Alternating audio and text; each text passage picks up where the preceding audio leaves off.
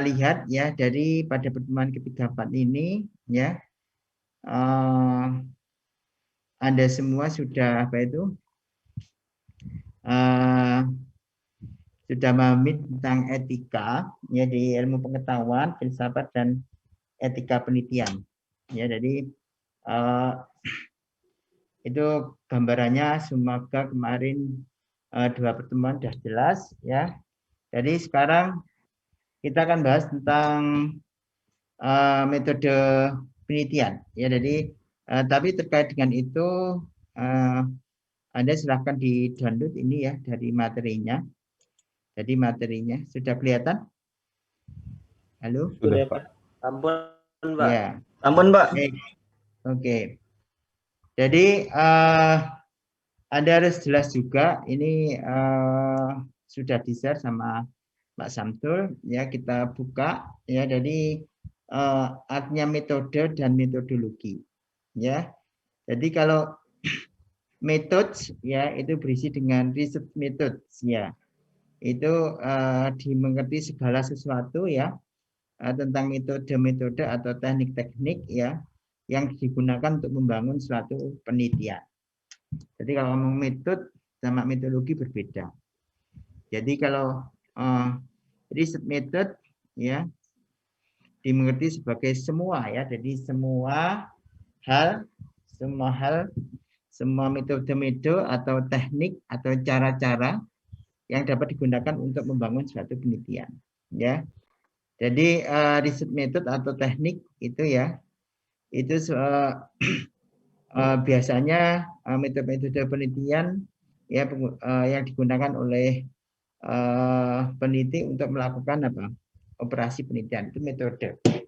Ya, atau kata lain ya, semua metode atau cara-cara atau teknik ya yang digunakan oleh peneliti selama apa? Dia melakukan apa? Penelitian atau memecahkan permasalahan ya, itu sebagai metode penelitian. Nah, nanti beda lagi dengan metodologi ya. Jadi metodologi penelitian itu adalah suatu cara, yaitu jalan ya. Jadi kita ngambil satu aja ya. Jadi suatu cara atau cara yang sistematik ya untuk menyelesaikan permasalahan ya dalam penelitian, itu metodologi. Kalau metode ya itu ya banyak ya. Tapi kalau metodologi ya kita ambil satu ya. Dan biasanya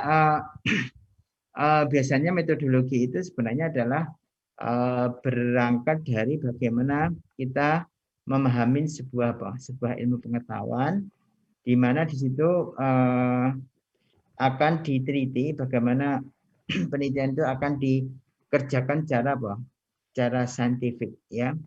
Itu. Jadi kalau kita lihat sini ya, jadi skop dari riset metodologi itu lebih apa ya, cakupannya itu lebih sempit ya. Jadi itu hanya kita ngambil salah satu itu metodologi. Kalau metode banyak ya. Jadi itu. Jadi maka hati-hati ketika Anda menyampaikan yang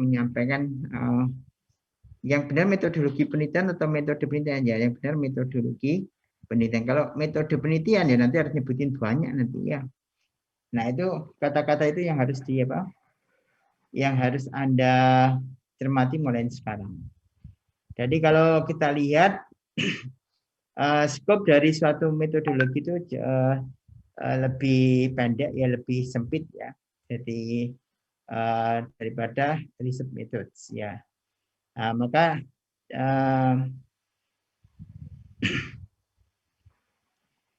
jadi hal ini lebih dalam. Jadi kalau metodologi itu lebih dalam ya, tapi kalau metode itu apa? Ya semua dibahas ya, jadi semua dibahas ya. Itu diambil dari situ sumbernya ya, dari Kotari ya, Kotari submetodologi, metode and teknik. Ya ini mungkin nanti bisa dicek ya dalam hal untuk ini ya. Memahami antara metode dan metodologi. Mungkin itu gambaran sederhana. Ya, gimana aliran proses ya, jadi dalam satu metode proses-proses dalam metode penelitian ya, jadi ini dikembangkan oleh Creswell ya, dari Creswell. Jadi Anda nanti bagaimana sih cara mendefinisikan apa suatu permasalahan di penelitian? Ya, pertama yang paling mudah, paling gampang ya kita harus apa? Melakukan literatur review. Ya, mereview literatur, mereview ini. Jadi bisa juga review konsep ya, atau teori-teori, atau mereview dari apa? Riset sebelumnya. Ya, jadi finding ya, hasil-hasil ya. Hasil-hasil yang dihasilkan oleh riset sebelumnya itu. Setelah itu ya, jadi Anda bisa lihat di situ kita membuat apa? Memformulasikan hipotesis. Itu apa itu ya, awal ya, dari hipotesis awal ya, sehingga kita bisa namakan research design, menghasilkan suatu desain penelitian. Nah, dari sinilah nanti kita akan bicara tentang desain penelitian. Jadi bisa desainnya itu penelitiannya bisa penelitian kuantitatif ya, dan kualitatif. Nah, ini dari kita atau keduanya ya. Jadi dikombinasikan. Jadi Anda bisa lihat ya, dikombinasikan. Nah, biasanya penelitian sifatnya kuantitatif itu eksperimen, terus melakukan hubungan, korelasi, dan bisa juga ditambah dengan survei. Ya, itu kalau kuantitatif. Kalau kualitatif itu mengkaji ya, desain kualitatif itu teori-teorinya secara mendalam, grounded teori ya, jadi secara membumi ya. Terus ada etnografi ya, dari ada naratif ya, dari atau gabungannya ya, gabungan di apa itu, digabungkan dua-duanya ya, ya kuantitatif dan kualitatif. Nah, bagaimana untuk menghasilkan suatu ide penelitian? Ya, pertama orang bisa melakukan sampling ya, di sampling, terus itu kita menggunakan beberapa instrumen atau protokol ya.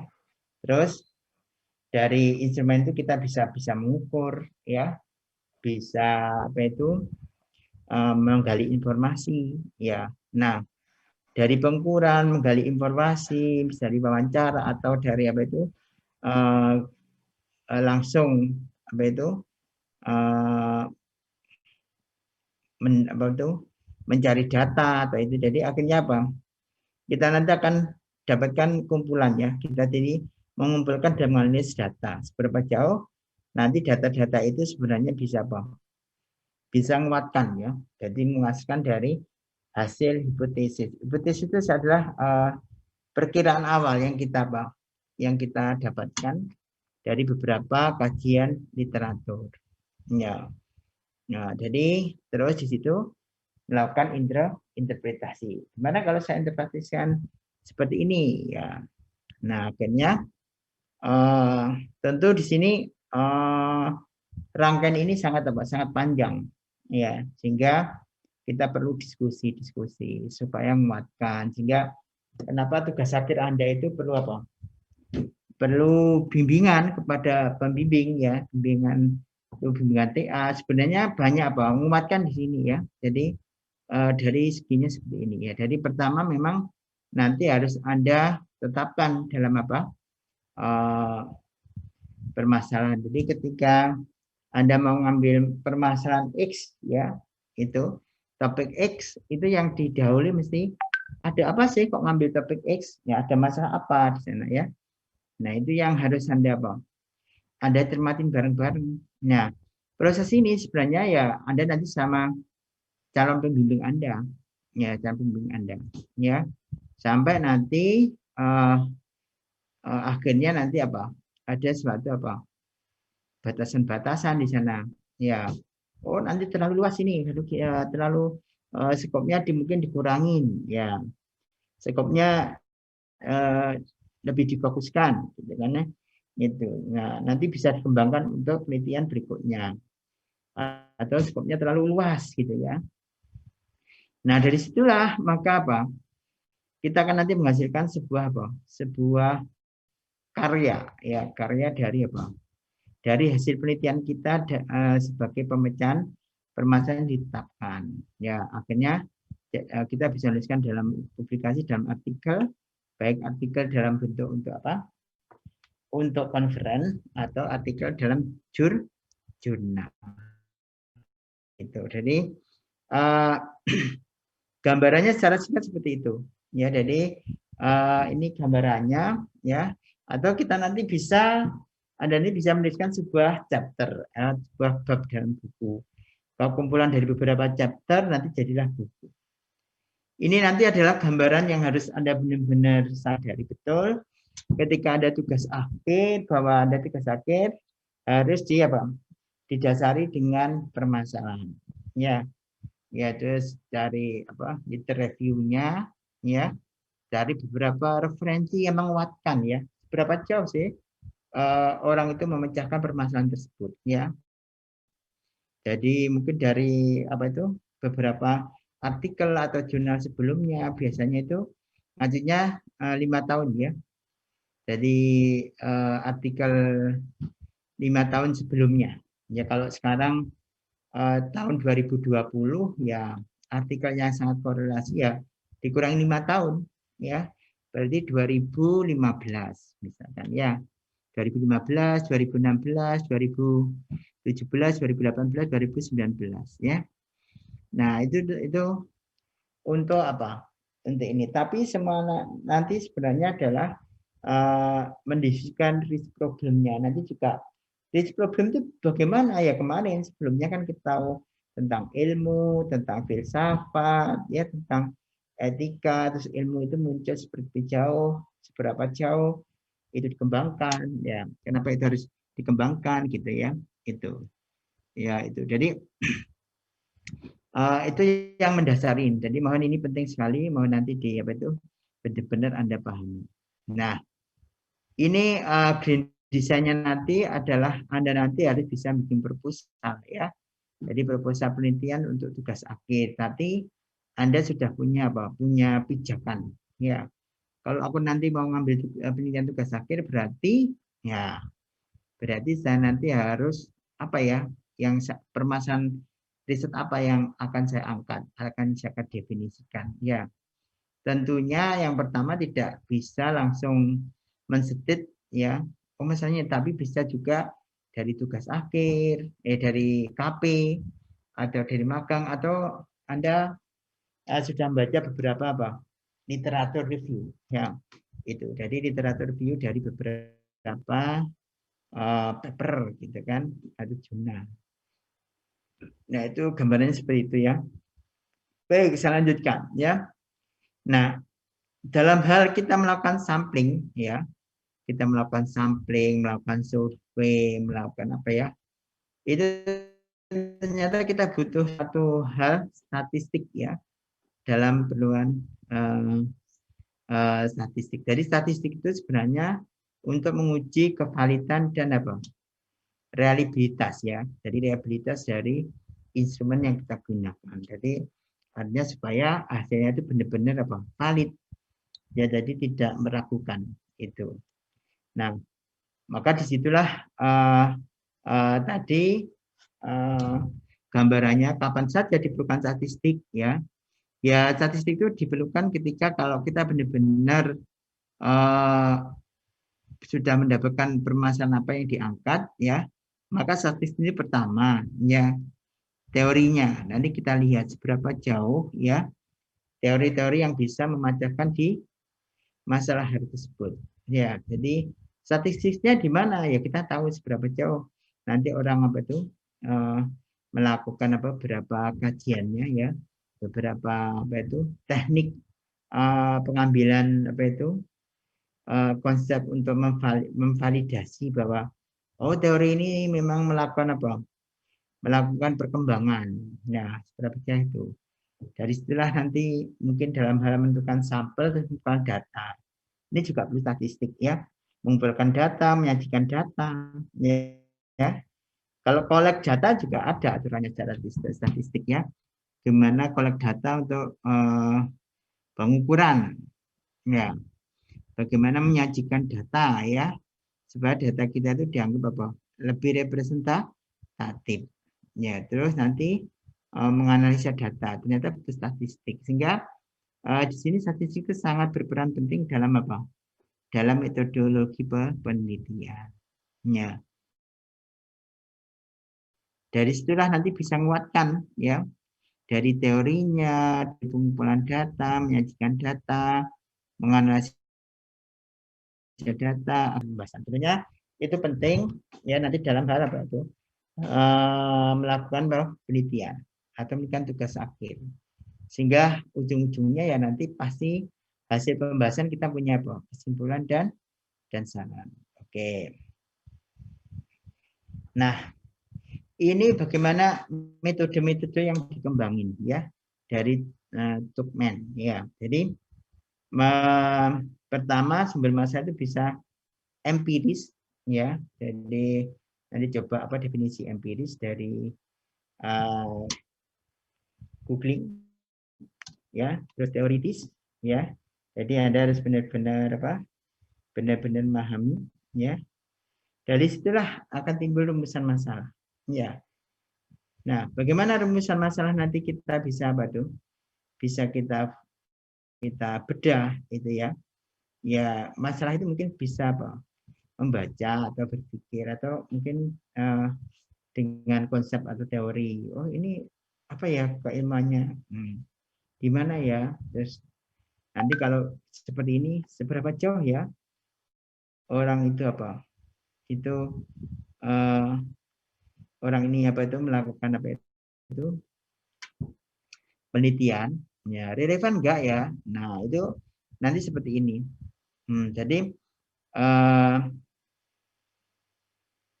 lebih baik prinsip deduksi kalau yang berhubungan ini, yang ini prinsip prediksi ya. Muncullah di sini hipotesis ya. Jadi hipotesis ada dugaan-dugaan awal ya. Jadi dugaan-dugaan awal bahwa ada korelasinya atau tidak ya, maka dalam itu timbullah namanya praduga. Anda bisa lihat di sini ya. Jadi Anda bisa lihat di sini ya. Jadi Anda nanti bisa ada beberapa variabel yang mempengaruhi dalam penelitian Anda, operasional atau memilih ya. Memilih ya, jadi macam-macam di sini. Kalau milih ya tentunya metode ya, strategi ya, yang tepat apa. Kalau operasional ya kita susun ya instrumen-instrumen yang nanti bisa membantu untuk dalam penelitian tersebut ya, sehingga dalam hal ini ya nanti kita bisa mengumpulkan menganalisis data dari ini, dan dari hasil-hasil pengumpulan data nanti kita hubungkan, oh dugaan saya awal itu sebelumnya sama enggak ya, kok hasilnya berbeda ya, gitu kan ya. Nah itu sebenarnya prosesnya di sini ya. Kenapa hasilnya berbeda, kenapa hasilnya mirip, kenapa hasilnya tidak sama. Nah nanti harus disampaikan ya. Jadi kita harus bisa namanya menyimpulkan, yang artinya kesimpulan itu adalah menjawab apa? Secara tidak langsung, kemana gambar titik-titik ya, bisa memberikan satu solusi terhadap perumusan masalah yang ditetapkan. Nah, nanti itu gambarannya sederhana ya. Jadi makanya nanti ketika tugas akhir itu Anda nanti apa? Ya membaca dulu latar belakangnya apa sih ya, yang menjadi rumusan masalahnya itu. Ya, itu kan harus itu. Karena kalau kita buat latar belakang itu ya bisa melihat dari beberapa lagi tadi ya. Dari beberapa paper-paper atau dari apa? Paper yang berisi penelitian sebelumnya. Jadi gambarnya seperti ini, nanti Anda lakukan. Jadi ini salah satu model ya, model yang digunakan untuk apa? Untuk Anda nanti melakukan apa? Penelitian tugas akhir. Ini salah satu dari Tuckman ya. Jadi Tuckman itu memberikan guide kepada kita ya, bagaimana metode apa itu? Metode penelitian ya yang dia gambarkan sebagai apa? Sebagai gambaran yang ada di dalam slide berikut. Oke, ini gambarannya sederhana, artinya seperti itu ya. Nah, sekarang bagaimana merumuskan permasalahan? Nah, itu bisa dikriptif, ya, dikriptif itu menggambarkan, sehingga disitulah muncul apa permasalahan yang timbul. Nah, misalkan ada suatu dikriptif itu menggambarkan ada suatu gambaran proses di industri, ya. Nah, di gambaran proses itu sering misalnya ada gangguan atau ada terjadi apa-apa gitu. Jadi ceritakan saat dikriptif, sehingga itu ada muncul masalah yang baru ya. Kalau apa itu kondisi seperti itu akan munculkan masalah ya. Masalahnya apa? Nah, itu juga harus benar-benar ya. Nah, terus komparatif bisa juga itu orang membandingkan ya. Bagaimana permasalahan itu banyak orang apa? Menjelaskan dengan itu A, B, C, D. Nanti bisa dibandingkan seberapa jauh ya. Jadi namanya komparatif ya. Nah, asosiatif ya itu bisa apa? Asosiatif bisa kumpulan ya, kumpulan. Kumpulannya itu saling menguatkan ya. Ada yang simetri ya, simetri itu apa ya? Mirip ya, ada kemiripan ya. Ada yang kausal ya, sebab akibat ya. Ada yang resiprokal ya, berulang. Jadi apa ya, resiprokal coba nanti dilihat di apa itu beberapa hal situ ya, gitu. Bisa gabungannya. Nah, itu gambarannya sederhana. Jadi kalau kita lihat bentuk masalah itu bisa dikriptif, bisa komparatif, bisa asosiatif, jadi dari simetrik, ya, kausal, resiprokal atau gabungannya. Nah, paling gampang merumuskan masalah penelitian itu ya diawali dengan suatu pertanyaan yang akan nanti dicari jawabannya melalui penelitian. Jadi merumuskan masalah itu bisa dengan suatu pertanyaan yang akan dicari jawabnya melalui penelitian. Masalah adalah kesenjangan antara yang dihadapkan ya dengan yang terjadi. Jadi rumusan masalah dapat diwali dengan kata 5W dan 1H. Ya, what apa itu, who siapa, ya, where di mana, when kapan, why mengapa, dan how bagaimana. Nah, sehingga kalau kita lihat, kita harus benar-benar ketika melakukan penelitian ya buat apa ya yang Anda angkat ya. Kalau Anda nggak mengerti, Anda menulis tapi nggak mengerti ya berbahaya. Ya misalkan Anda mengambil permasalahannya bla bla bla bla bla. Tapi ditanya ini istilah-istilahnya Anda nggak tahu ya itu berbahaya, mohon dihindari ya. Itu. Ya, jadi siapa saja yang pernah apa? Siapa saja yang pernah melakukan penelitian hal terkait ya. Terus kondisinya di mana, tempatnya di mana, kapan itu dilakukan ya, mengapa mereka melakukan. Nah, itu sebenarnya adalah apa, menggugah kita semua ya untuk apa, tema yang diangkat dalam penelitian itu sebenarnya harus sudah terjawab dari 5H plus 1H ya, berarti adalah how. Jadi bagaimana caranya itu bisa dipecahkan. Nah, itu yang harus Anda sikapin benar-benar ya, dari kata-kata apa, what, who, where, when, why, how. Ya, what, apa, who, siapa saja yang pernah ini di mana ya, tahun, bisa apa itu, bisa tempat, bisa ini kapan tahun, waktu ya, itu dilaksanakan itu. Jadi terus mengapa itu dilakukan dan bagaimana cara untuk memecahkan permasalahan tersebut. Oke. Nah, ini contoh aja bentuk pemecahan masalah. Adalah rumus masalah yang berkenaan dengan pertanyaan terhadap beberapa variabel mandiri, baik hanya pada satu variabel atau yang berdiri sendiri. Ini contoh.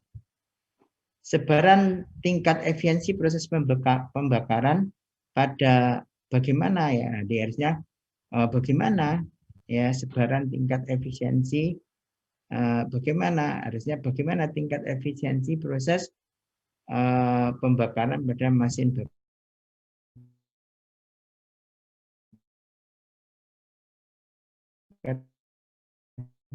tipe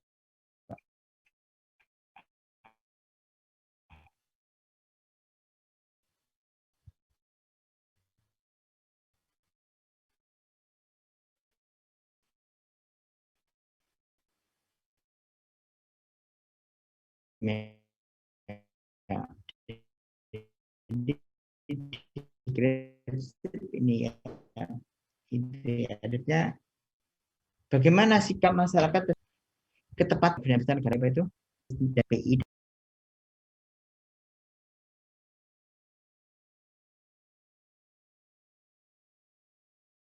ya. Nah, kapan seseorang menetapkan penggunaan apa menggunakan deep learning dan machine learning ya biasa dua hal ya apa perbedaan kecepatan dan stabil nanti ini mesti yang disebut ini adalah yang mau diaju ya perbedaan karakteristik ya misalkan tadi kan misalnya uh, bagaimana cara bekerja misalnya, bagaimana decision ya gimana keputusan antara mesin learning dan gimana jadi bagaimana sebuah keputusan ditetapkan oleh mesin learning dan deep learning nah itu kan sebuah keputusan yang ditetapkan nah itu kan sudah kelihatan kalau ini perbedaan kecepatan dan kestabilan nah bagaimana kecepatannya HP Android ya kecepatan iOS ya dan kestabilan nah itu juga ini jadi hati-hati kalau ketika merumuskan apa masalah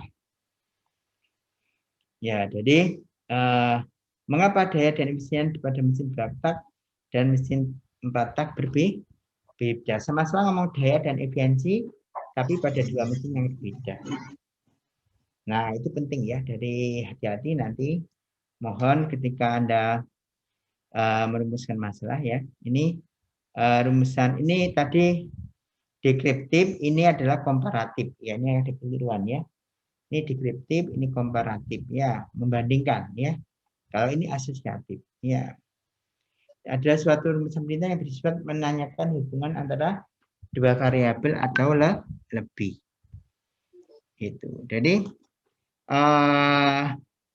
asosiatif simetri ya ada hubungan antara dua variabel lebih yang kebetulan munculnya bersamaan. Apakah ada hubungan antara banyaknya semut di bawah pohon dengan tingkat manisnya buah? Adakah hubungan antara besarnya curah hujan dengan kelembapan udara? Nah, itu biasanya berhubungan dengan apa? Saling terkait ya. Itu tapi masih belum menemukan jawabannya ini kan karena kita mau menemukan itu. Kalau asosiatif kausal ya, jadi hubungan yang bersifat lebih akibat ya. Jadi ada variabel bebas independen dan variabel terikat. Ya.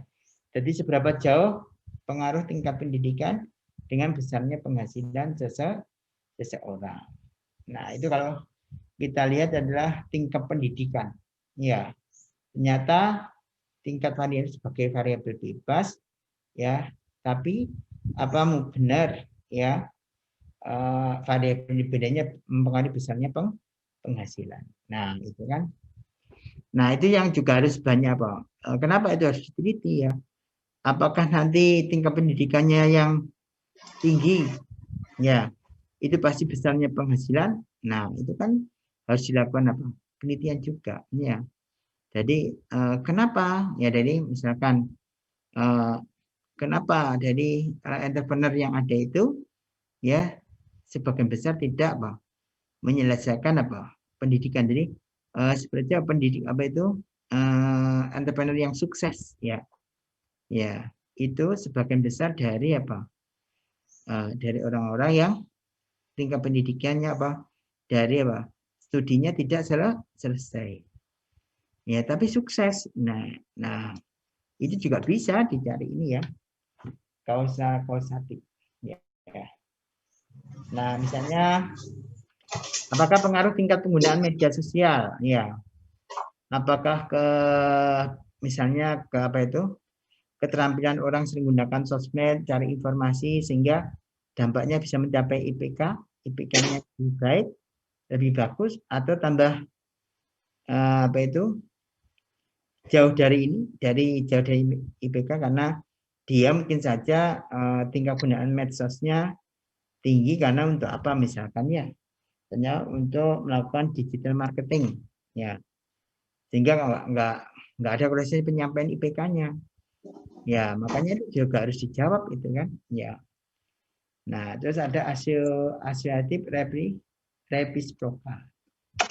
Jadi ini Anda bisa lihat di sini ya, dari bukannya variabel independen dan dependen. Independen dan variabel bebas, ya. Variabel dependen dan variabel yang bergantung, ya. Jadi bergantung dari variabel independennya. Ini komparatif asosiatif, ya, ya. Jadi ini komparatif ya, membandingkan asosiatif ya, dari perbedaan korelasi antara pelayanan dengan nilai penjualan. Ya, nilai pelayanan dan nilai penjualan antara toko A dan bandingkan toko dan A dan B. Jadi kumpulan-kumpulan, asosiatif kumpulan ya. Jadi permasalahannya kita melakukan komparatif terhadap apa? Kumpulannya sendiri dan terhadap apa? Dua hal ya, itu. Nah, itu juga apakah perbedaan pengaruh sistem PASI dan CST untuk kestabilan sistem pengendalian PID. Mohon nanti coba direnungkan. Saya lebih suka mana ya untuk apa itu melakukan rumusan permasalahannya, ya. Jadi atau lebih ke deskriptif, ya. Terus deduktif, ya, atau di sini ya deskriptif, ya, deskriptif, komparatif, asosiatif, komparatif, asosiatif.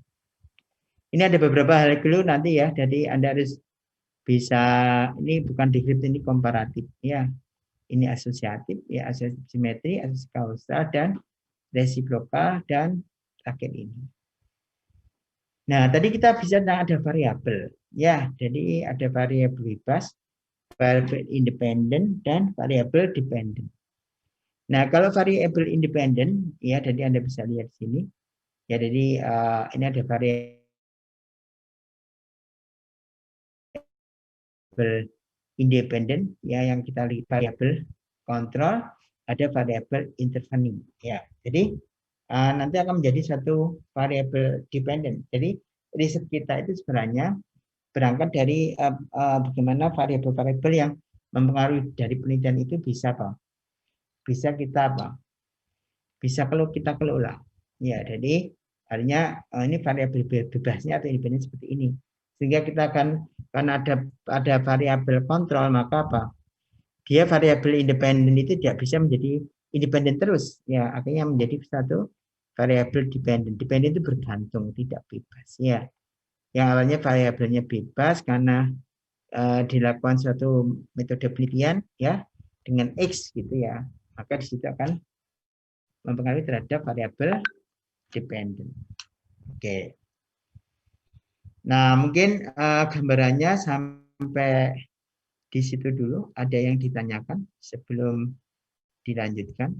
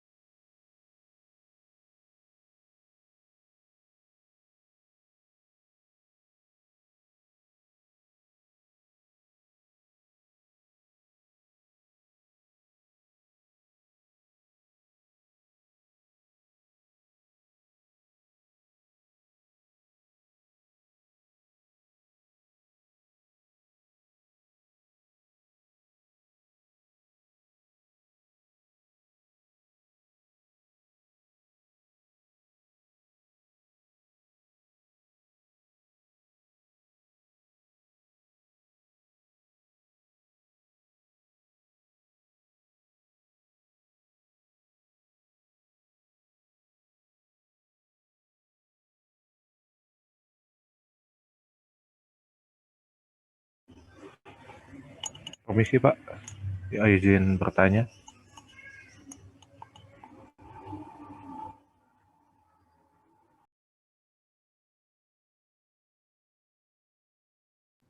Oh ya, Ya namanya Pak. siapa? Ya, Silakan. saya Arkeolaus Pak. Saya Billy. Ya, Mau Arkealus. nanya Pak. Kan Ya. tadi sudah dijelaskan dari yang rumusan masalah itu ada pembagiannya 4 itu ya Pak. Sudah dijelaskan. Nah Hmm. itu kalau dalam satu penelitian itu, apakah kita harus eh, fokus di dalam, kan dalam satu penelitian kita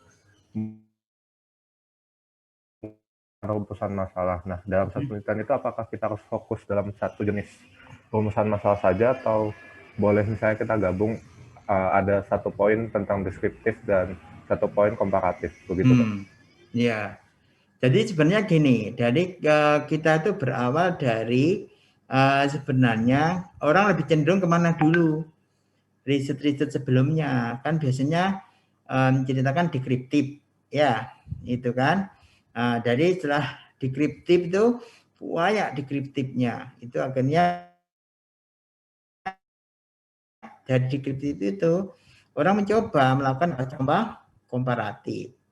Jadi kalau dua-duanya sih harusnya milih salah satu dulu. Ya, jadi dekriptif itu diawali lebih enak dekriptif dulu sebenarnya kan. Karena dari dekriptif itu orang kan punya sudut pandang yang apa? Sudut pandang X, Y, Z gitu kan.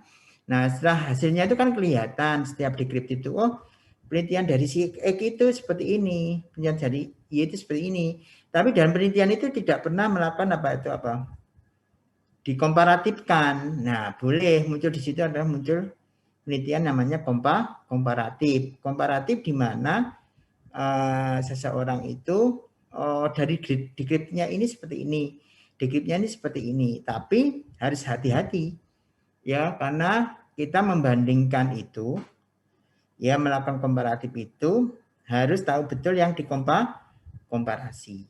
Itu artinya ketika seorang mau mengambilkan yang sifatnya komparatif, maka harus benar-benar tahu betul tentang yang deskriptifnya masing-masing. Nah itu kalau barengan ya, wah itu pekerjaan yang besar itu kan, ya itu kan itu. Apa boleh? Nah sekarang tinjauannya seberapa jauh terhadap permasalahan tersebut itu, misalnya Mas Arkealus misalnya kan orang kok terhadap masalah kok masih deskriptif semua ya gitu kan, kok ada yang belum berani melakukan komparatif. Ya karena bisa juga dari deskriptifnya itu mempunyai punya alasan yang kuat masing-masing. Ya, jadi itu mungkin itu yang perlu diarahkan di situ ya. Itu. Itu Mas Arkealus ya. Iya. Mungkin Baik Pak, ya sudah cukup itu. terjawab. Terima kasih Ya. Pak. Ya, sama-sama itu. Ada lagi mungkin ya. Jadi coba ini sekilas supaya saya tidak habis suara saya. Ini ada beberapa tautan ya, nanti Anda bisa lihat ya, jadi ada beberapa tautan. Sebentar. Oke, ini ada beberapa tautan. Mungkin bisa Anda lihat ya. Mungkin ini saya share lagi ya. Saya share. Mungkin bisa lihat ya. Bentar.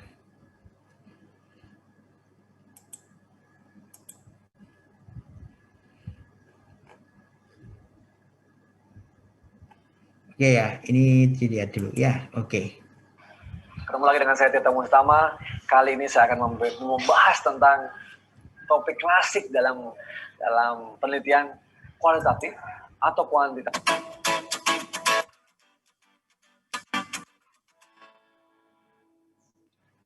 Baik, channel saya ini menyajikan tentang bagaimana Anda sukses dalam pendidikan tinggi di kampus, ya, sebagai mahasiswa maupun sebagai dosen juga, peneliti juga boleh. Anda mau melakukan publikasi, mau Anda cari penelitian, bagaimana sukses mendapatkan grant penelitian, kemudian bahkan haki, ya, hak kekayaan intelektual, baik hak cipta, desain industri maupun paten sekalipun, hingga komersialisasi dari produk-produk hasil penelitian Anda. Baik, kali ini saya akan membahas tentang apa sih bedanya antara kuantitatif dan kualitatif. Nah, sekali lagi saya akan mengambil referensi rujukan dari Creswell tahun 1964, cukup klasik bukunya. Saya kira juga cukup paham tentang hal ini. Saya akan coba sampaikan kepada audiens semua, semoga bermanfaat. Creswell membagi perbedaan antara kuantitatif dan kualitatif dari 1, 2, 3, 4, 5 hal. Ya. Yang pertama adalah ontologi, kedua epistemologi, ketiga aksiologi, keempat retorik, kelima adalah metodological. Baik, sekarang kita simak satu-satu ya. Yang pertama dari aspek ontologi. Apa itu ontologi? Pada dasarnya itu salah satu aspek dalam filsafat ilmu yang membahas tentang apa? Ya, nature dari reality. Jadi, apa sih sebenarnya yang akan kita teliti itu? Dalam penelitian kuantitatif, dia akan meneliti tentang hal-hal yang sifatnya objektif, ya, singular, yang jaraknya antara peneliti dan yang diteliti itu memiliki jarak tertentu. Ya. Artinya, peneliti dan objeknya itu berbeda. Ya. Peneliti menjaga jarak dengan apa yang diteliti.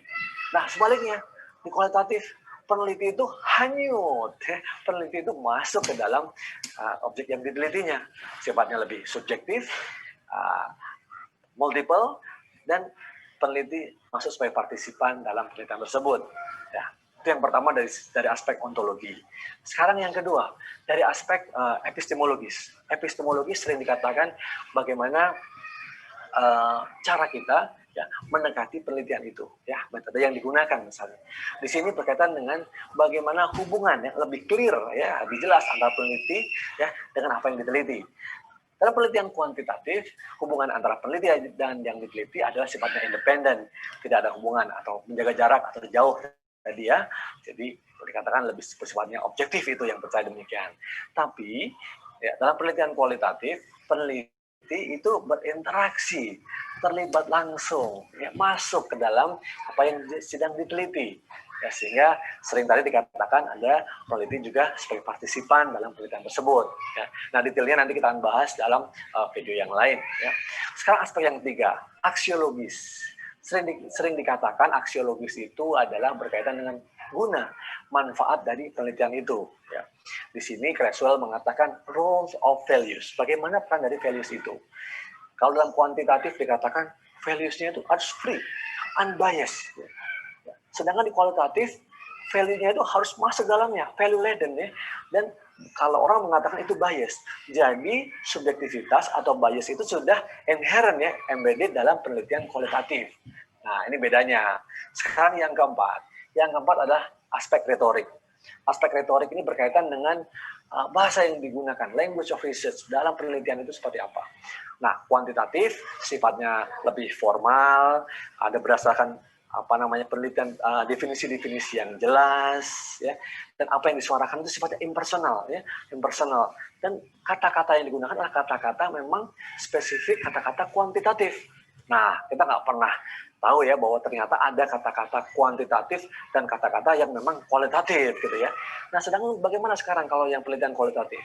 Bahasanya, kata-katanya sifatnya informal, kemudian lebih voice atau pandangan dari peneliti itu masuk ke dalam, jadi personal voice ya. Kemudian keputusan kita dalam memberikan judgement penelitian itu sifatnya terus berkembang. Ya, terus berkembang semasa penelitian itu. Nah, inilah yang menariknya ya. Kemudian kata yang digunakan adalah kata-kata kualitatif. Nah, baik. Yang terakhir, yang aspek yang kelima adalah aspek methodological. Aspek bagaimana cara meneliti ya, yang lebih teknis ya. Bagaimana peneliti mendekati tools apa yang digunakan. Nah, kalau dalam penelitian kuantitatif itu digunakan pendekatannya sifatnya deduktif ya. Besar umum ya kepada yang lebih spesifik. Melihat sebab akibat, cause and effect. Kemudian desainnya udah statik, sudah ditentukan sebelum penelitian itu berjalan. Konteksnya harus free ya. Kemudian melakukan tujuannya ada nanti untuk generalisasi yang kemudian bisa diharapkan untuk prediksi atau menjelaskan hal-hal yang ingin dipahami. Ada aspek quality, reliability juga, gitu ya. Nah, ini yang kuantitatif. Sedangkan yang kualitatif itu sifatnya induktif, ya. Jadi hal-hal yang sifatnya data di lapangan, kemudian naik menjadi pola-pola, kemudian dibentuk atau dibuat sebagai satu teori, gitu ya. Kemudian faktor-faktor yang mempengaruhi penelitian itu terus berkembang, ya terus simultan muncul, dilihat bagaimana selama proses penelitian itu ada. Jadi ini sangat beda dengan kuantitatif ya. Jadi kalau kuantitatif sudah ditentukan di depan, sedang kualitatif itu terus berkembang seiring dalam proses penelitian itu dilakukan gitu. Nah, kemudian desainnya tidak ditentukan dari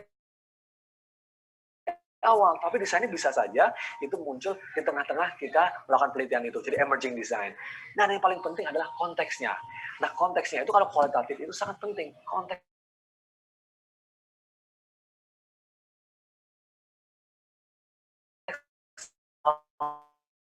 ya. Jadi kalau itu matters, sangat tergantung dengan konteksnya kan, untuk pemahaman ya, melakukan verifikasi. Nah, itu adalah 5 hal ya yang menurut Creswell itu membedakan antara kuantitatif dan kualitatif. Tentu ini satu penyederhanaan, salah satu pandangan dari Creswell, tapi Anda bisa mendapatkan informasi tambahan dari para peneliti-peneliti, para pakar ilmu yang lain tentang bagaimana melihat perbedaan kuanti maupun kualitatif.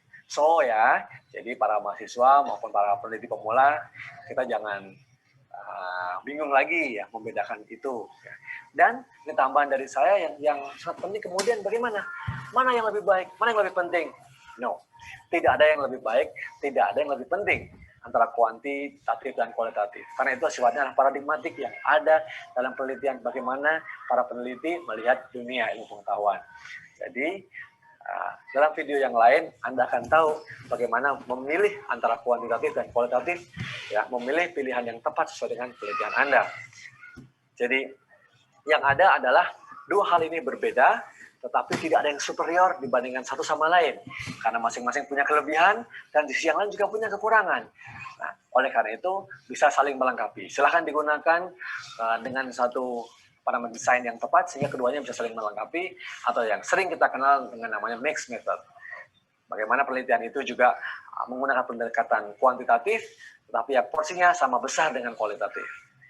Namun seringkali kita melihat bahwa mixed method yang ada itu seringkali sifatnya mungkin 80-20 atau 60-40, di mana kuantitatif misalnya itu lebih dominan dibandingkan kualitatif, ya. Atau sebaliknya, kualitatifnya dominan kemudian disupport sedikit ya persentasenya dari kuantitatif. Sekali lagi itu nanti bergantung kepada pembimbing Anda, bergantung pada audiens Anda, mungkin editor jurnal atau reviewer jurnal melihat dari bagaimana karya-karya Anda.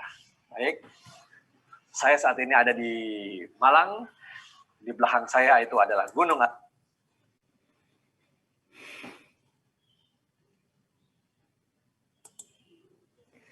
Baik,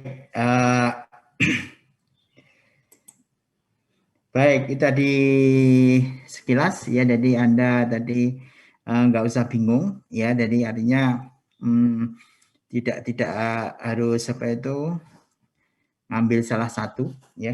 Sorry itu ya. Jadi gambarannya itu di beberapa hal ya, supaya Anda benar-benar tidak bingung lagi ya. Jadi artinya tidak bingung. Sama-sama di sini bahwa memang dalam dunia penelitian itu banyak hal yang perlu perlu dikaji ya, baik sifatnya kualitatif maupun kuantitatif. Nah, cuma berapa persentasenya ya, berapa kualitatif kuantitatif itu tidak bisa dibuat patokan yang baku ya, patokan yang baku. Ya, siapa tahu mungkin dalam hal ini terkait kondisi-kondisi yang ada. Makanya tadi ketika kita mendesain suatu metode permasalahan dalam penelitian itu sangat-sangat berpengaruh ya. Jadi makanya itu perlu kita garis bawahi ya. Jadi seberapa jauh sih orang memecahkan suatu permasalahan X ya, seberapa jauh komposisi dari kuantitatif maupun kualitatifnya. Nah itu memang harus banyak mengkaji, makanya pesan dari saya di kuliah metode penelitian, nanti ketika Anda melakukan tugas akhir, ya, Anda benar-benar banyak baca referensi dulu, ya. Jadi referensi yang dianjurkan itu lebih banyak adalah terhadap jurnal, ya, jurnal atau artikel. Ya, ya, Sun, aku ngajar, ya, salam, Sun. Nah, jadi harus seperti itu, ya. Oke, jadi gambarannya seperti itu, ya. Baik, kita lanjutkan, ya. Dan nanti bisa Anda bisa sendiri, ya, artinya bisa diputar ulang, ya, terkait tadi, ya, terkait apa yang disampaikan salah satu profesor, ya, menjelaskan tentang terkaitan beberapa hal di situ, ya. Oke. Mungkin saya lanjutkan lagi. Tadi kita sudah sampai tentang ini, ya, kualitatif dan ini. Nah, ini saya lanjutkan, ya. Oke. Nah, sekarang paradigma penelitian. Ya. Paradigma penelitian. Jadi itu paradigma itu adalah lebih tepatnya pola pikir peneliti, ya, yang menunjukkan hubungan antara variabel tadi, ya. Jadi ada variabel bebas, independen, ada variabel tidak bebas, bergantung atau dependen, ya. Dan ada variabel kontrol, ya. Dan kalau Anda lihat tadi itu. Jadi semua itu adalah bagaimana seseorang peneliti punya pola pikir yang bisa menunjukkan hubungan antara variabel yang akan diteliti, yang sekaligus mencerminkan jenis dan jumlah rumusan masalah, yang sekaligus juga mencerminkan jenis dan jumlah diulangi lagi, ya, yang perlu dijawab, ya, mau penelitian, teori yang digunakan untuk merumuskan hipotesis, jenis dan jumlah hipotesis, dan teknik yang digunakan. Nah, paradigma sederhana, ya, satu arah, ya. Jadi ini hanya dipengaruhi ini aja. Nah, ini sederhana, ya, itu X ke Y. Hal ini terkait hanya dipengaruhi Y aja, misalkan, bisa sederhana. Ada yang berurut, ini pengaruh ini dipengaruhi ini pengaruh ini berurutan, ya. Nanti mungkin menemukan hal-hal apa itu satu yang berurutan, ya. Ada yang sederhananya seperti ini, ya. Jadi ada dua variabel X dan X2 itu saling korelasi, ya. Jadi saling korelasi, ya, sehingga nanti ada hubungan relasi, ya, itu. Jadi nanti ini adalah dua variabel bebas menghasilkan satu variabel tak bebas. Atau kalau kita lihat, ya, variabelnya seperti ini. Nah, tambah rumit kan? Nah, variabelnya ini. Nah, tapi kebanyakan ini, ya, yang 1, 2, 3, 4 itu mengacu kepada satu, ya. Jadi satu terhadap apa itu variabel dependen. Tapi bisa juga mempengaruhi variabel variabel ganda. Nah, dua variabel dependen. Jadi satu variabel bebas mengenai dua variabel dependen. Nah, contohnya apa? Nah, itu juga ini juga harus dicari ini, ya. Itu kan ada paradigma dua variabel independen, ya. Independen X1 X2 nanti juga mengaruhi dua variabel dependen. Baik, itu nanti kalau paradigma. Jadi pola berpikir seseorang ketika dia nanti untuk memutuskan suatu hasil penelitiannya yang dipengaruhi oleh beberapa variabel. Jadi variabel independen dan variabel dependen.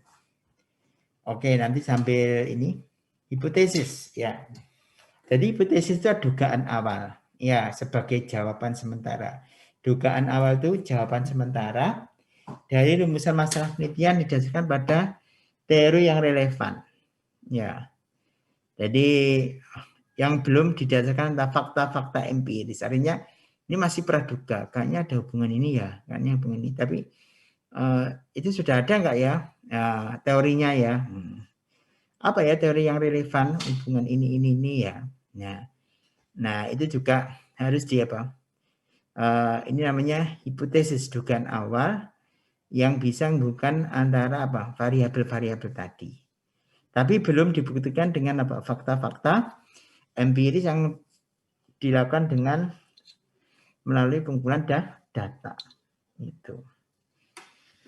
Dari bisa ada sama seperti hipotesis deskriptif, bisa hipotesis komparatif, dan hipotesis asosiatif.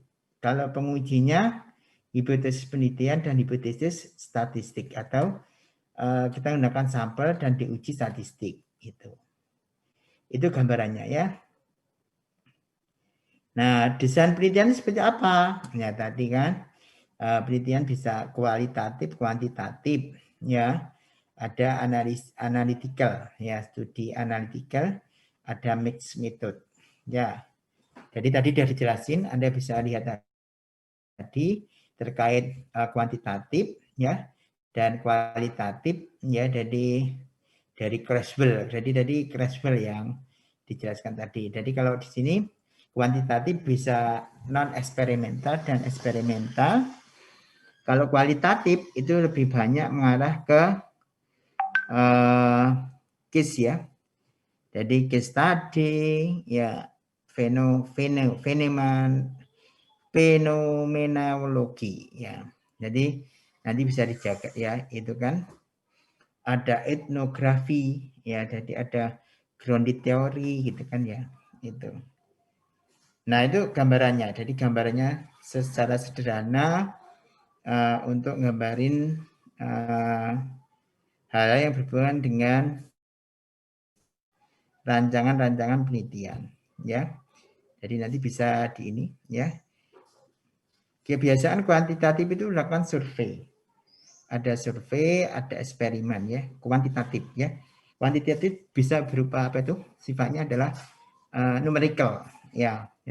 Kalau kualitatif itu bersifat apa itu? Menunjukkan keadaan. Itu kan. Jadi itu gambarannya seperti itu. Ya. Ini metode yang eksperimental, non eksperimental, dan metode eksperimental. Jadi kalau membedakan yang gampang ya, ya eksperimental penelitian yang dengan memanipulasi atau mengontrol ya. Secara langsung ada variabel bebas dan mengamati variabel itu terikat dependent.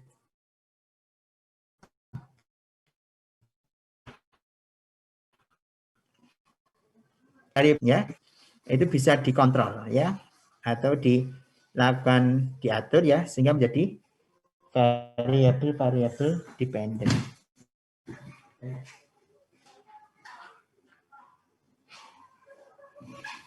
Nah, misalkan di sini ya, kita melakukan pengukuran terhadap tekanan darah. Ya, jadi bagaimana setelah pasti orang ini diukur ya dengan instrumen ya, dengan alat ukur hipertensi ya. Jadi alat ukur untuk mengukur tekanan darah ya. Sehingga maka untuk supaya tekanan darahnya bisa ya tergantung di sini, tekanan darah itu bisa tekanan darah tinggi, tekanan darah rendah.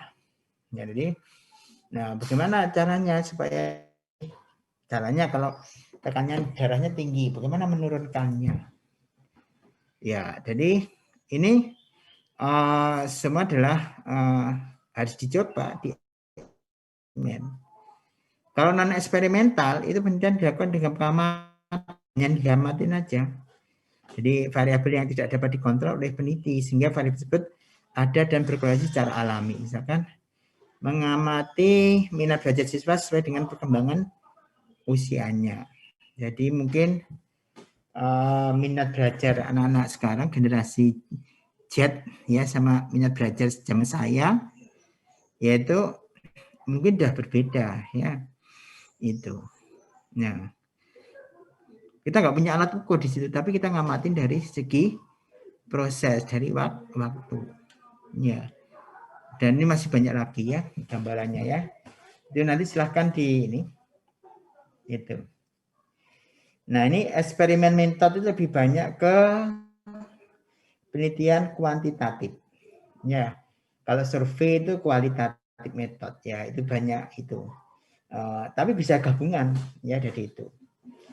Sekarang misalnya eksperimen karena di S1 biasanya mahasiswa itu banyak melakukan eksperimen ya. Jadi misalnya per eksperimental ya. Jadi kita bisa one shot case study atau one group pretest post test bisa juga ya. Bisa intergroup comparison ya. Jadi gambarannya seperti itu. Ada kita mau mencari kebenaran eksperimental ya. Jadi biasanya post test only control design, bisa pre-test control group design. Itu.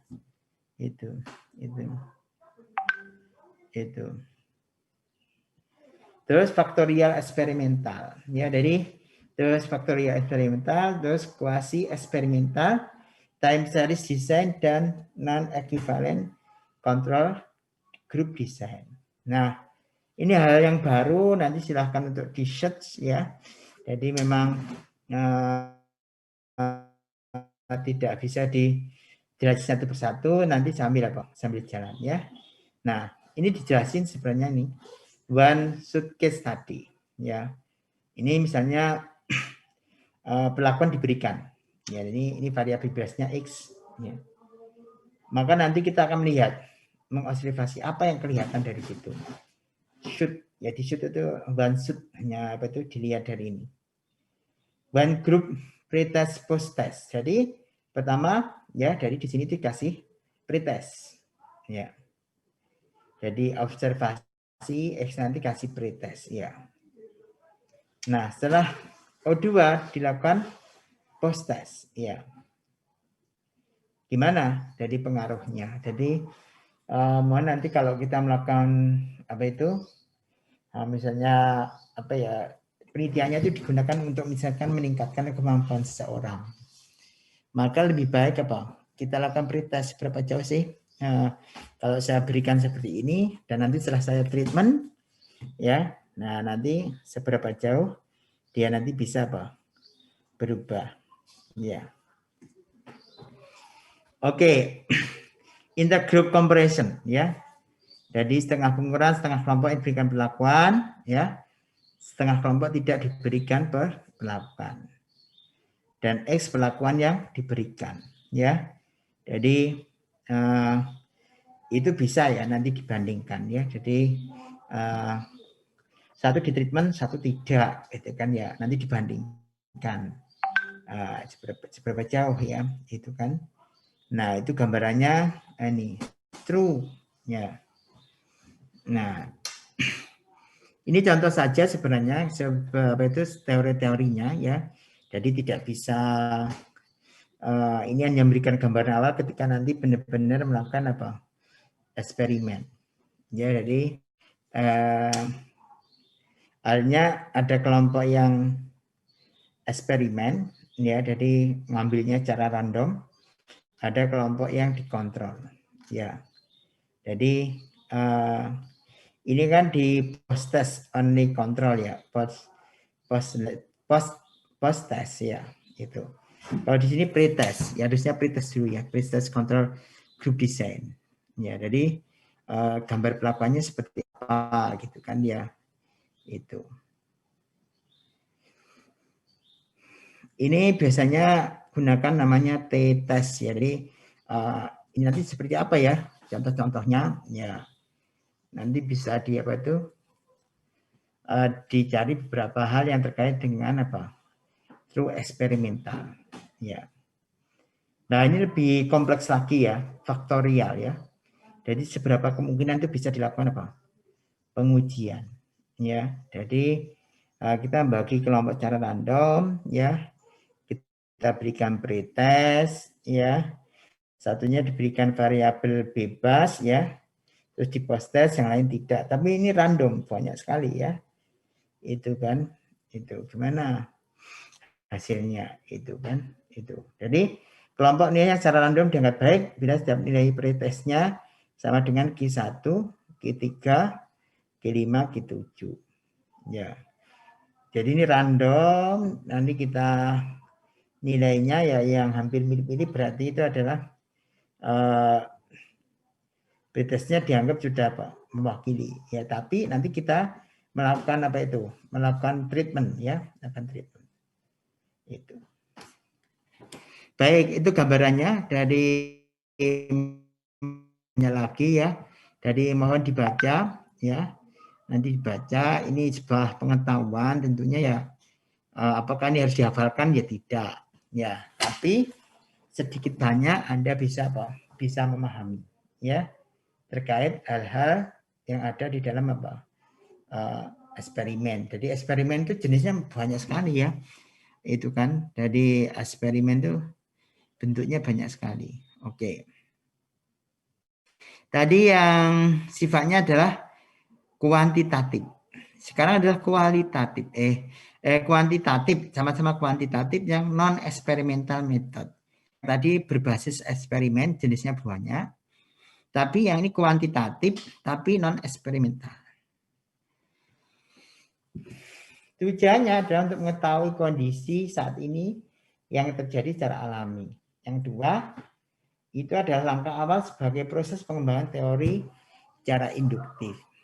Yang ketiga, tidak ada perlakuan atau intervensi.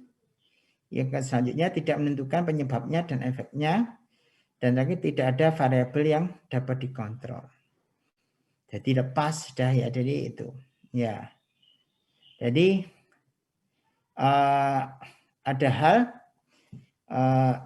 ada 4 tipe ya di dalam desain not eksperimental ya. Sama-sama kuantitatif ya. Deskriptif ya. Penelitian yang kan dengan memperhatikan situasi atau variabel-variabel yang dipilih ya. Jadi kondisinya seperti ini ya. Variabel apa ya nanti yang padahal variabelnya banyak. Ya, nah, itu juga harus dipilih juga. Ya, yang kedua komparatif. Ya, jadi penelitian yang dilakukan dengan membandingkan variabel-variabel yang dipilih terhadap 2 atau lebih unit atau kelompok yang diteliti. Korelasi, ada korelasi ya. Mencari korelasi ya dari variabel-variabel yang diamati. Historis ya. Jadi bagaimana perspektifnya secara historis masalah itu dipecahkan. Ya, makanya tadi saya bilang bahwa dari penelitian sebelumnya ya. Itu jadi itu yang harus digambarkan di situ ya. Sehingga dari sinilah nanti orang katakan ada penelitian deskriptif. Ya. Ini nanti Anda bisa baca ya, penelitian deskriptif itu yang bagaimana ya. Ya. Penelitian deskriptif ya, penelitian adalah sebagai penelitian yang mengisahkan pada masalah-masalah aktual melalui proses pengumpulan, penyusunan atau pengaplikasian, pengolahan dan penafsiran data. Nah, itu. Jadi ciri-cirinya yang paling kita lihat adalah mencoba untuk apa? Penelitian mencari masalah yang lagi aktual, masa sekarang dan atau yang sedang terjadi. Jadi datanya terkumpul ya, jadi datanya terkumpul, dianalisis dan ditafsirkan. Nah, tujuannya apa? Jadi kita bisa mengidentifikasi permasalahan yang sedang terjadi itu. Terus menentukan informasi faktual, membuat komparasi dan evaluasi, mengetahui apa yang dikerjakan orang lain dalam menangani masalah atau situasi yang sama agar dapat belajar untuk kepentingan pembuatan rencana dan pengambilan keputusan di masa depan. Jadi bisa dilakukan survei, bisa studi kasus, bisa studi komparatif. Nah, ini definisinya ya. Jadi survei itu ada cara mengumpulkan data atau informasi dari jumlah unit atau individu yang cukup besar dalam waktu yang bersamaan. Jadi itu teknik-teknik, nanti coba di apa itu, Anda bisa lihat bagaimana teknik pengumpulan data melalui survei, biasanya dengan angket, bisa wawancara, ya. Nah, jadi angketnya itu bisa kuesioner atau yang macam-macam. Jadi tergantung ya. Biasanya itu bidang-bidang sosial ya, bidang-bidang kemasyarakatan gitu ya. Jadi itu banyak yang apa itu bidang-bidang apa ya, sifatnya manajemen, sifatnya ini ya. Jadi karena ini orang ya. Jadi kalau orang ya untuk ukurnya ya pakai survei ya. Jadi itu kan itu. Jadi itu adalah gambarannya. Studi kasus ya, jadi jadi kita mencari case-case yang apa itu, yang lebih detail ya. Jadi detail dan intensif. Intensif itu mendalam ya. Jadi gimana cara pengumpulan data yang sifatnya studi kasus ya, di sini bisa dilakukan dengan banyak aspek ya, atau multi aspek ya. Jadi itu bisa gabungan ya, bisa macam-macam. Jadi Anda nanti bisa melihat apa itu beberapa hasil-hasil riset ya terkait dengan misalnya suatu perusahaan, bagaimana Toyota bisa sukses misalnya kan, atau bagaimana apa itu Kopi ya, tentang ini apa itu market online ya. Jadi bagaimana dia bisa survive ya, dia bisa ini. Jadi itu sebenarnya banyak dilakukan dengan apa, melakukan pengumpulan data ya. Jadi pengumpulan data-data yang dikombinasi ya, yaitu. Jadi ini gambarannya. Kalau komparatif gimana, studi komparatif ya. Jadi ya di sini akan melakukan apa ya, pengumpulan datanya bisa angket, bisa macam-macam ya di sini ini itu. Jadi ada korelasional. Jadi ada korelasional ya. Jadi ini seperti ini. Baik, ini ada rumus ya. Jadi mencari korelasi variabel X, variabel Y dibagi dengan KVX di variabel Y ya. Nilai korelasinya. Ya, jadi Anda nanti bisa lihat ya gambarannya di situ ya. Jadi dibuat korelasi ya. X naik, Y naik ya, pasti positif ya. Jadi decrease ya, itu kan Anda bisa lihat di situ ya. Ya, turun, naik ya. Jadi bagaimana menggambarkan hubungan X dan Y-nya ya. Jadi ini. Jadi increase decrease ya. Jadi kalau increase ya, kedua-duanya positif. Increase nilainya naik, positif pasti increase.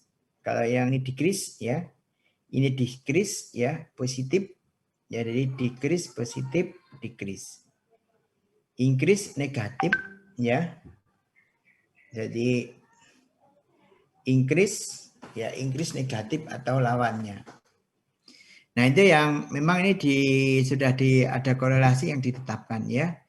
Ya, increase value itu bisa kenaikan suatu nilai itu bisa kondisinya increase di Y-nya ya. Decrease in value bisa decrease di Y-nya juga. Increase di value X-nya juga decrease di value Y-nya. Anda bisa lihat ya, dari B-nya kan increase positif. Ya, jadi ini harusnya gambarnya kebalik ya. Jadi tulisannya decrease ya. Jadi decrease di B ya, increase decrease ya. Jadi apa bedanya ini? Nah, ini benar kalau ini A ya, variabel ini X ya. X-nya positif naik, ya maka Y-nya juga akan naik. Ya, kalau ini turun, ya harusnya yang X-nya turun, ya min, ya bisa nggak Y-nya naik? Decrease, increase, ya ini decrease. Oke, sebentar saya stop dulu. Ada yang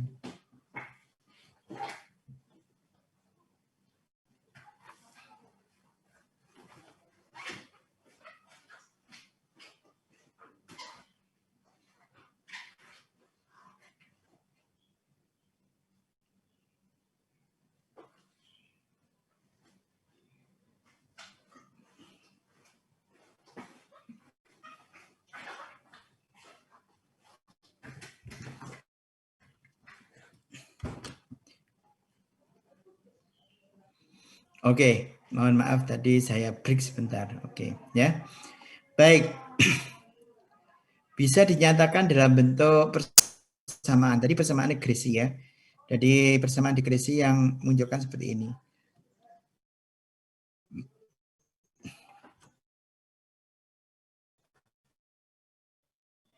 Ini ada perintian. Ya, Anda bisa lihat di situ ya dari definisinya. Oke. Oke, ini mungkin tidak dijelaskan satu persatu ya. Jadi silakan untuk mempelajari ya dari itu. Ya, jadi ini terkait dengan perintian kuantitatif ya tadi ya. Jadi biasanya kuantitatif pertama dari perumusan masalah ya. Jadi pertama adalah nanti harus Anda melakukan kajian dulu ya. Cari teori-teori ya. Di situ mungkin timbul kesenjangan ya.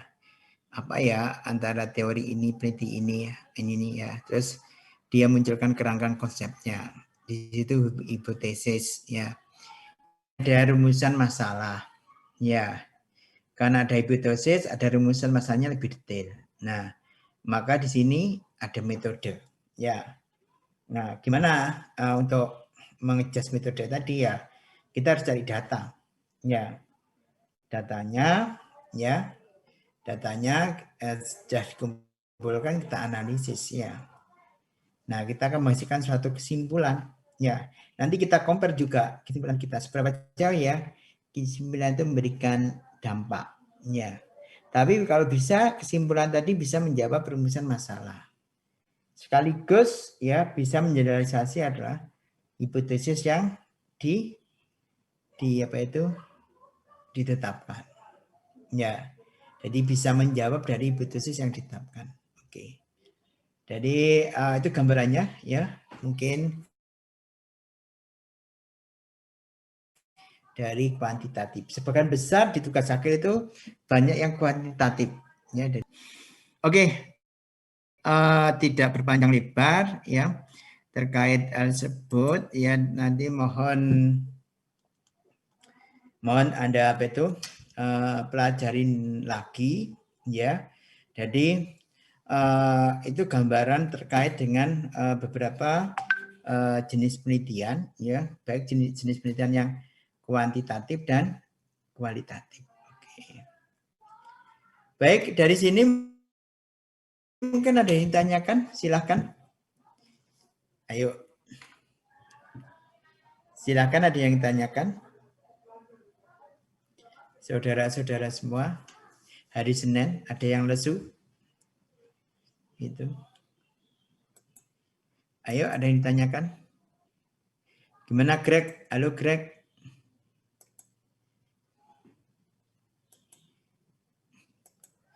Silakan, ada yang ditanyakan?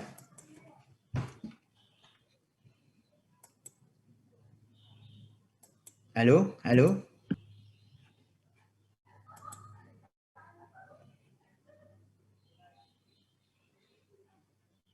Bisa melalui chat Zoom, silakan.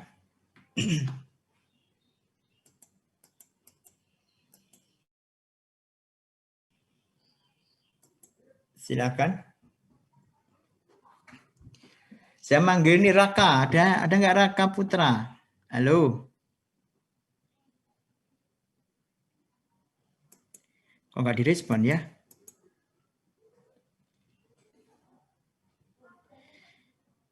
Nisfiar, halo Mas. Gimana Mas? Ada tanggapan? Nisfiar, Sahban. Siapa ini? Ayo. Iya Pak. Gimana? Kok hari Senin ini lesu semua nih? Gimana Puasa. Oh, puasa. Waduh, selamat. Selamat menjalankan puasa. Terus kalau puasa nggak tanya gitu ya, diam-diam gitu ya. Belum ada pertanyaan sih, tapi tanggapannya itu rupanya dalam proses penelitian itu ada pengelompokan seperti penelitian kuantitatif dan kualitatif. Baru sekarang ini saya bertahu. Iya, gitu. Iya, makanya ini kan nanti Anda kan ini kan semester berapa? Semester 7 ya? Iya, Pak. Iya, semester 7. Jadi nanti ketika Anda nanti di semester 8 itu sudah tidak apa? Tidak, maksudnya sudah tahu lah pondasi apa?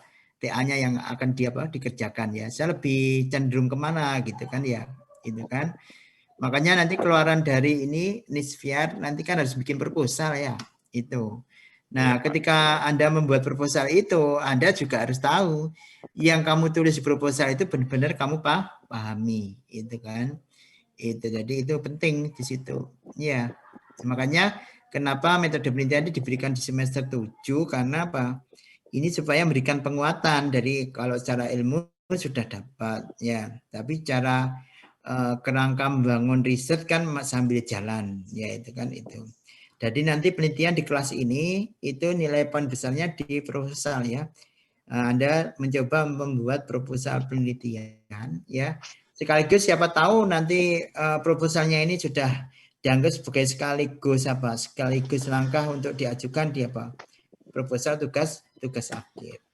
Kamu sudah KP belum, Nisfiar? Lagi KP, Pak. Wah, lagi KP itu. Nah, KP-nya di mana? Halo. Proyeknya Pak Ridho.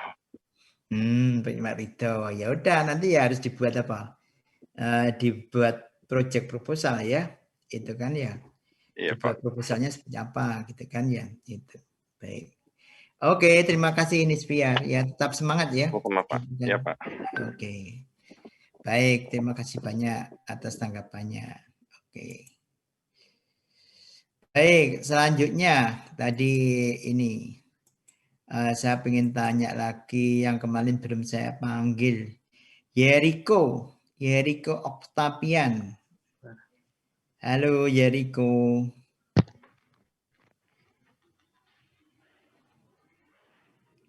Halo Yeriko. Suara saya bisa dengar? Bisa, Pak. Wah, gambarmu nggak kelihatan ya? Iya, halo, Pak. Ya.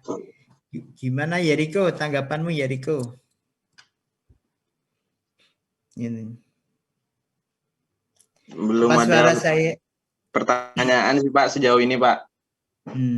Belum ada pertanyaan itu. Belum, kamu tinggal Pak. Di mana nih? Kampung Inggris tah? Enggak, Pak. Saya pikir kamu tinggal di daerah kampung Inggris itu. Siapa tahu jadi bisnis di sana ya, itu kan. Enggak, Pak. Itu. Gimana Yeriko? Kamu udah KP belum sekarang? Belum, Pak. Belum. Masih nungguin teman. Itu. Jadi nanti ke depan itu karena Anda ini sudah di semester 7 ya. Jadi mulai setelah mengambil mata kuliah metode penelitian ini harus siap-siap sehingga merumuskan untuk mendesain desain penelitiannya ya, kalau bisa sih sekalian KP, nanti setelah dari KP itu bisa bisa menghasilkan suatu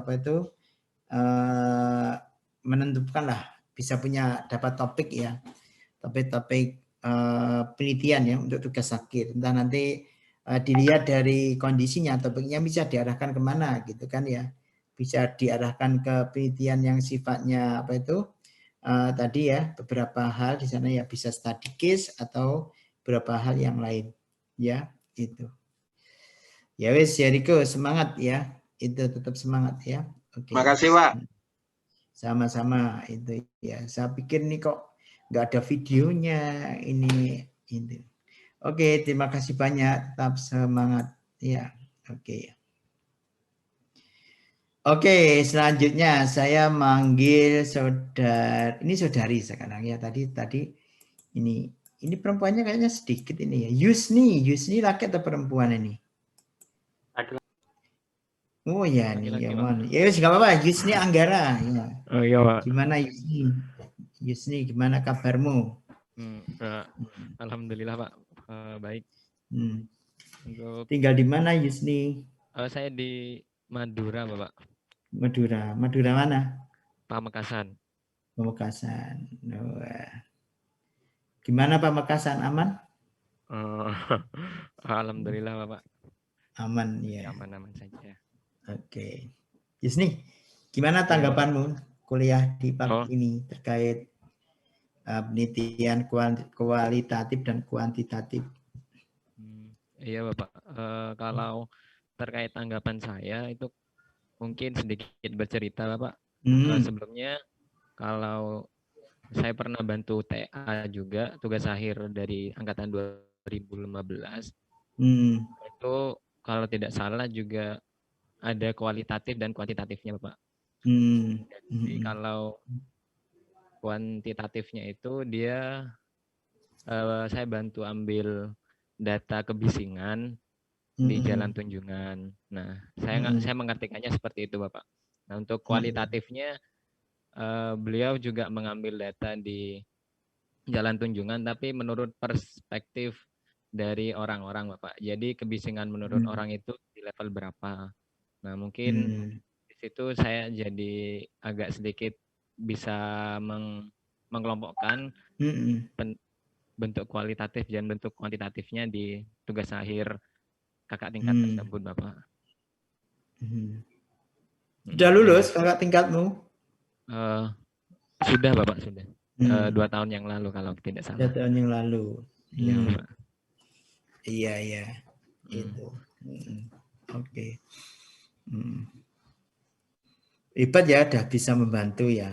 Mantap. Berarti nanti kita harus ini ya, harus sudah siap ya ini ya, membuat proposal tugas akhirnya ya. Insya Allah harus siap Bapak. Iya harus siap. Masa pengen nggak lulus ya? Gitu.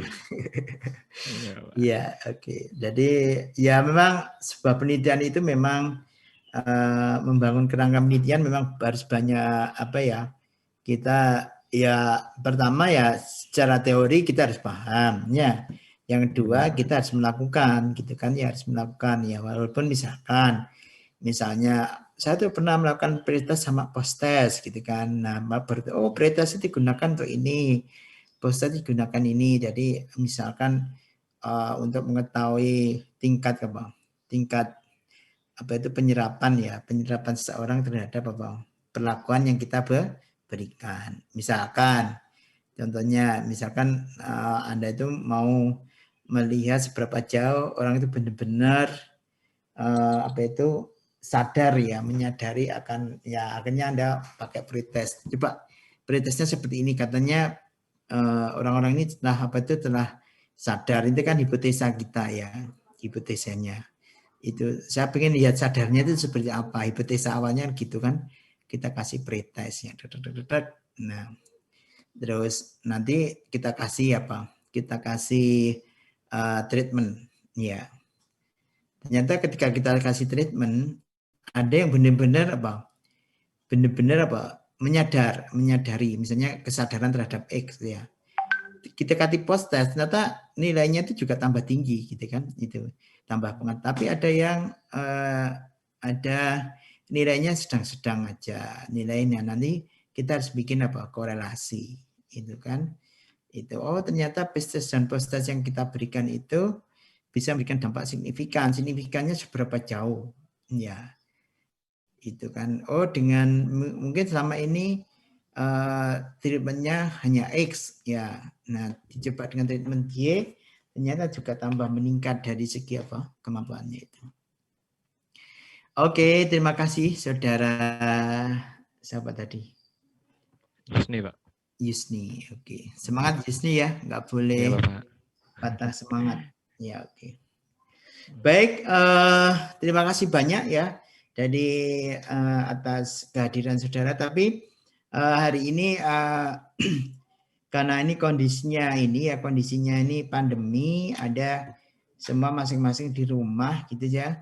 Sebenarnya itu ada beberapa hal yang harus dikerjakan pada Anda untuk apa? Mengambil salah satu paper gitu ya. Jadi untuk mencoba untuk melakukan suatu review ya. Jadi review paper. Tapi paper-paper yang bagus itu ternyata bisa diaksesnya itu di apa? Melewati jaringan kampus. Kalau di luar kampus berbayar. Ya. Ya karena kondisi pandemi ini ya coba Anda mencari paper yang berindeks ya. Kalau bisa tuh indeksnya Q1, Q2 gitu ya. Q1, Q2. Kalau di ITS sih bisa misalkan ya, jadi kita tunjukin misalkan ya. Mungkin saya share dulu ya. Jadi saya share. Oke.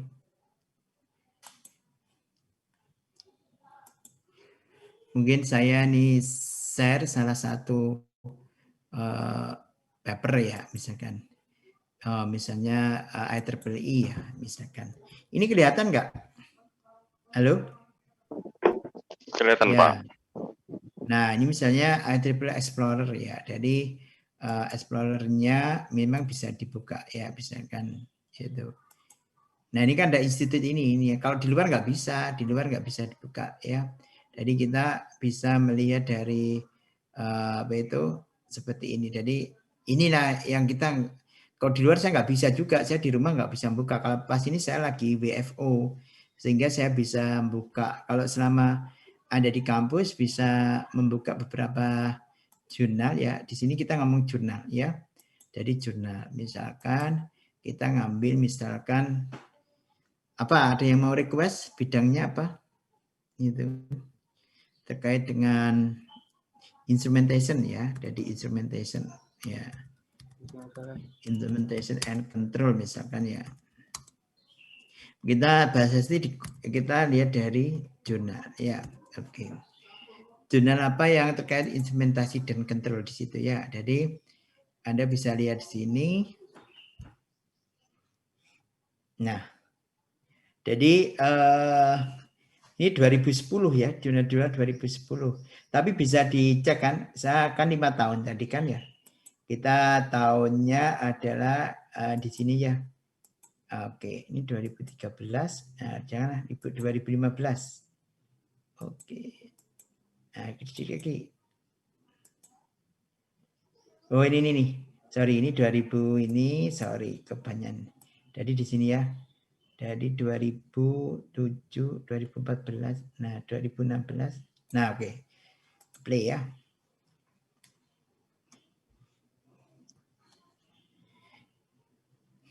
Nah, ini kan.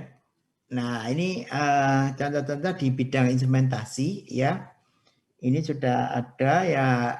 Silakan nanti ambil salah satu bentuk paper ya, dari bentuk-bentuk paper. Anda bisa lihat papernya di sini ya. Jadi paper-paper yang ada mungkin ini 2020 ya. Jadi ini saya ambil ya, namanya integral seeding mode ya for power distribution control ya. Untuk apa? Ya, untuk reaktor buat advanced EV water reactor atau mungkin yang lain ya. Mungkin yang lain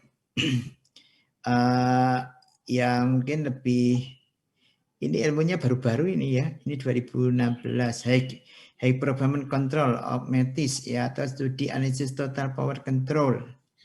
Oh, ini banyak ke arah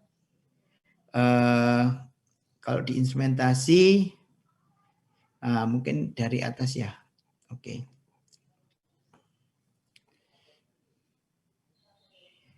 Misalnya gini ya. Jadi ini juga coba saya lihat ya. Nah, ini sudah muncul ya. Jadi keluaran dari IEEE tadi bisa, ini masih proses jaringannya, kita pakai jaringan di kampus ya. Kalau di rumah nggak bisa, saya juga sudah pernah itu ya. Jadi ini masih proses loading ya, itu. Itu terkait IEEE ya. Juga bisa juga terkait dari apa? Elsevier ya, Elsevier juga bisa ya. Elsevier Journal. Ini Elsevier Journal. Oke.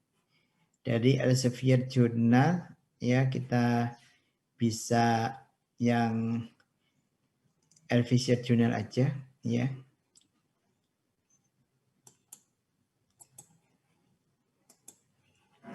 Anda bisa buka ya dari beberapa hal terkait jurnalnya bisa diambil ya, bisa dimasukkan ya. Jadi terkait apa kita masukkan ya, misalkan mana ya, title ya, atau keywordnya aja ya. Jadi instrumentation ya.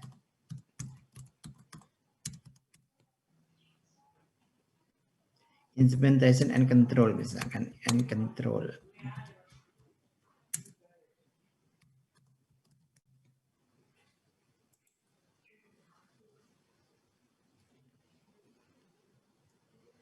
Sifatnya yang engineering ya, dari engineering.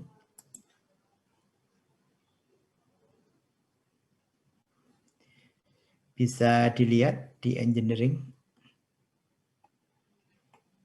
Mungkin yang lain ya, mungkin yang lain ada lagi, mungkin Elsevier. Ini kok di bidang pendidikan ya. Maksudku yang lain, yang di engineering. Nah, mungkin juga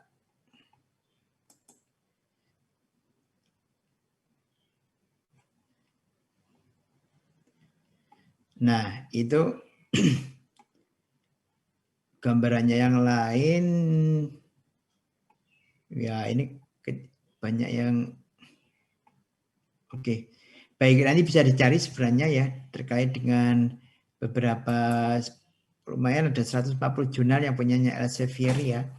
Jadi jurnalnya banyak sekali ya terkait itu. Ini mechanical system dan signal processing. Misalkan kan ini kan ya. Coba kita buka ya.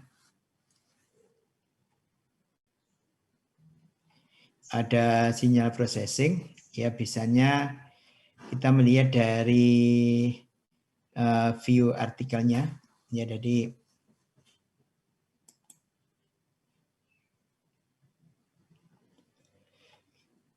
oke, ini tahun 2000. Wah, sini sudah berlalu ini ya. 2000 ini. Oke. Atau dari last issue juga, bisa juga ya. Dari last issue terakhir. Nah, ini bisa nih. Jadi misalkan measurement ya. Jadi measurement pitch shaker atau vibration. Tadi ada yang vibration ya. Jadi ini tahun berapa vibration ya. Jadi Anda bisa lihat.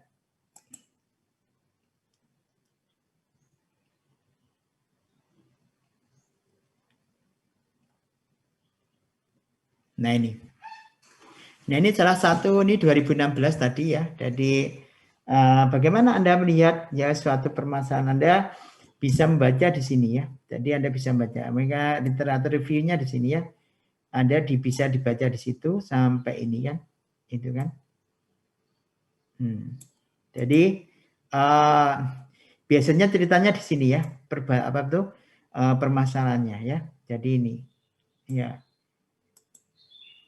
Jadi keseimbangan rotor ya. Jadi diinginkan ya. Jadi ini adalah supaya gimana tipe-tipe semua tipe-tipe ya, all type ya dari mesin-mesin rotating ya, itu diinginkan adalah keseimbangan rotor ya. Termasuk apa aja di situ ya, meliputi motornya ya, gigi-giginya ya, dan mesin operasinya. Nah ini cerita ini sebenarnya ya. Jadi mohon nanti Anda melakukan hal itu seberapa jauh orang membuat identifikasi permasalahan. Nah, dari identifikasi permasalahan tersebut, ya, jadi Anda bisa lihat di sini, mungkin sambil saya besarin, ya. Nah, seberapa jauh hal ini nanti bisa apa? Bisa menjadi suatu bentuk apa? Penelitian yang dikembangkan, ya, atau penelitian yang diambil. Jadi kalau ada situasi ini memang apa? Itu adalah penelitian-penelitian sebelumnya. Nah, itu kan sampai pada akhirnya dia nyebutin nanti ya, jadi inbox ya. Nah, dia itu katakan ini adalah dia akan mencoba melakukan ini ya, mendevelop suatu smart eksperimental. Nah, tadi kan jadi jenisnya adalah penelitian eksperimental. Ya, ya. Tapi dia ngajukan smart. Ya, smartnya kayak apa? Nah, itu kan karena sebelum-sebelumnya dia nggak cerita tentang smart eksperimental. Ya, ya itulah kenapa ini bisa lolos menjadi suatu jurnal. Baik, mungkin gambarannya seperti itu terkait dengan apa itu. Nanti Anda harus ini harus mencari jurnal. Ini salah satu jurnal IEEE untuk nuklir science ya, bagaimana pengontrolan sistem bracing induction vakum ya. Jadi Anda bisa melihat ceritanya seperti ini ya. Oke. Baik, itu yang bisa saya sampaikan sebelum kita tutup. Mohon maaf, waktunya berlebih ya. Itu, jadi mohon tiap orang, tiap mahasiswa di sini mengajukan review paper ya. Jadi terkait permasalahan yang diangkat ya. Jadi permasalahan yang diangkatnya ya kita batasin ya. Jadi review papernya katakanlah 2 lah ya. 2 paper, satu IEEE, satunya di Elsevier. Ya, itu. Nah, nanti mungkin untuk mencarikan paper di kampus ya bagaimana enaknya ada teman-temannya mungkin yang Surabaya atau yang ini ya yang bisa ke kampus sebentar gitu ya untuk meminta tolong di-downloadkan ya. Oke. Baik, dari saya cukup sekian dari materi kuliah pada siang ini. Jangan lupa absennya ya dan mengisi berita acara ya. Berita acara mau harus diisi ini berita acara, nanti saya kena teguran ini ya. Itu. Baik, kalau nggak ada saya akhiri dulu untuk kuliah pada siang ini. Akhirul kalam. Wassalamualaikum warahmatullahi wabarakatuh. Selamat siang. Ya. Terima kasih Pak. Oke. Ya, Terima kasih Pak. Oke. Sama-sama. Oke. Saya live ya, saya juga mau kuliah lagi ya. Oke.